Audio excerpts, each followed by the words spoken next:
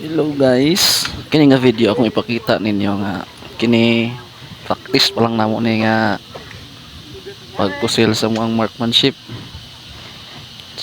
kanyer college ko ani. Amo na ilang mga pusil ya puro palpak. Oh, pusil pod palpak pod. Di suda man di kay target ning permiro no. Pero okay ra kay at least pa-practice ba. Ibase dai natin mga kalaban po kung maka self defense sa sunggalingon og naapod tay mahimo ditang kriminal po kon ug kaluyan.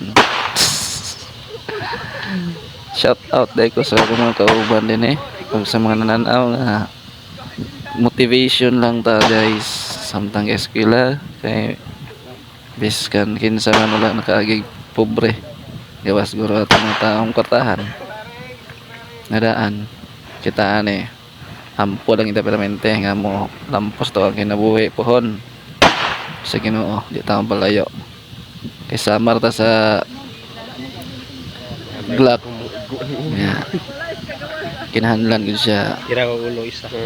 tarungon pagdala aron ma-straight ang imong agi sa pagpusil samar pa na itong kinabuhi kailangan na to i-straight ang kinabuhi maalag magkalisod at least focus ta sa tunggol kanang kapobre na to di na babag sama na guys target Siya na. oh pero tinan na kagahawi dia ako ang kamot kay first timer kay ko na ambot lang ang target na puro sa jud nasa tiyan kay piki man siyempre first timer nindot dito mo target ag sure okay guys no di na tataman o kunta inyo na i-share o mag-ampol na perme nga ang tanan makalampos to ang mga pangandoy diskan natin mga kalisod sa itong kinabuhi ato lang i-pray